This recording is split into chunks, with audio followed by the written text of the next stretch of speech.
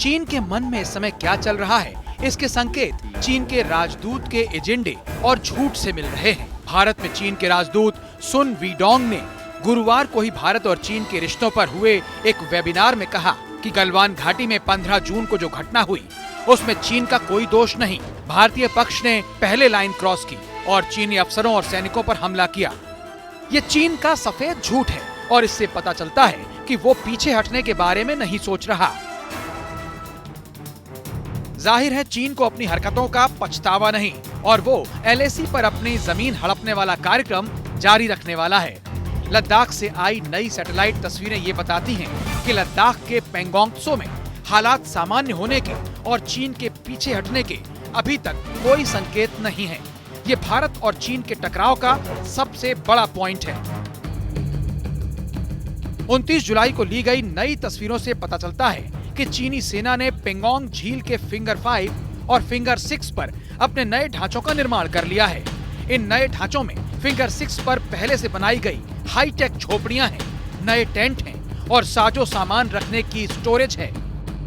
एक तरफ तनाव कम करने की बातचीत चल रही है और दूसरी तरफ चीन अपना एजेंडा पूरा करने में लगा हुआ है। 29 जुलाई की सैटेलाइट तस्वीरें ये भी बताती हैं कि फिंगर 5 पर चीनी सेना ने अतिरिक्त टेंट खड़े कर लिए हैं। इसके साथ ही चीनी सेना की नावें भी फिंगर 5 पर देखी गई हैं। ये जगह फिंगर 4 पर भारत और चीन के बीच टकराव वाली जगह के करीब है। फिंगर 5 और फिंगर 6 पर कुल 13 चाइनीज नावें देखी गईं। इनमें फिंगर 5 पर 3 नावें हैं और फिंगर 6 पर 10 नावें दिख रही हैं। इन सभी नावों में से हर एक नाव कम से कम 10 सैनिकों को ले जा सकती है, यानी चीन के 130 सैनिक फिंगर 4 के काफी करीब तक पहुंच सकते हैं। यहाँ पर सबसे रोचक बात ये दिखाई देती है कि जो नेवल पायर यानी कि नेवी का घाट जहाँ पर नावें तैर कर रुक सकती है, ये प्लास्टिक का बना हुआ है और टेम्पररी नेचर का है। कभी भी इसको फोल्ड करके वापस लिया जा सकता है। यहाँ पर आज की तारीख में 3 बोटें दिखाई दी है। इसके अलावा तस्वीरों में चीन के ग्राउंड फोर्सेस का बेस भी दिख रहा है। 15 जून को 8 नावें देखी गई थी। वो कोर कमांडरों की बातचीत का अगला ही दिन था।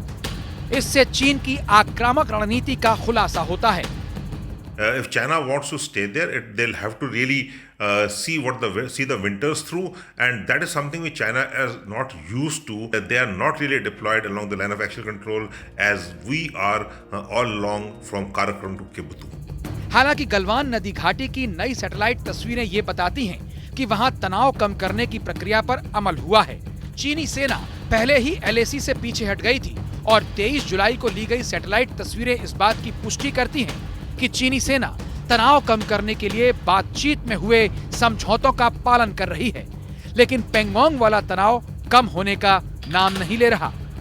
There has been some progress made towards this objective, but the disengagement process has as yet not been completed. The senior commanders of the two sides will be meeting in the near future to work out steps in this regard. संख्या में बढ़ती हुई ये hi tech military झोपड़ियां बताती हैं कि पेंगोंग त्सो में चीन की सैन्य ताकत बढ़ रही है। इसके अंदर 6 बंक बेड्स यानी एक के ऊपर एक बिस्तर लगाया हुआ है। इसमें एक प्री फैब्रिकेटेड हट में 12 लोग रह सकते हैं, यानी कि 480 लोगों के रहने की व्यवस्था कर रखी है। एक पूरी बटालियन तैयार कर रखी है इन्होंने रहने के लिए। यहाँ हमें ये बात याद रखनी होगी कि भारत का अधिकार क्षेत्र फिंगर 8 तक है, इसलिए चीन के दावे का कोई सवाल ही नहीं उठता। अंत में चीन को पीछे हटना ही होगा। भारत भी इसके लिए लगातार तैयारी कर रहा है। पेंगोंग झील में चीन की गतिविधियों को देख के ये साफ हो गया है कि उसकी सेना लंबी तैनाती के लिए तैयार है। ऐसा लग रहा है कि अभी से चीन ने सर्दियों की तैयारी शुरू कर दी है।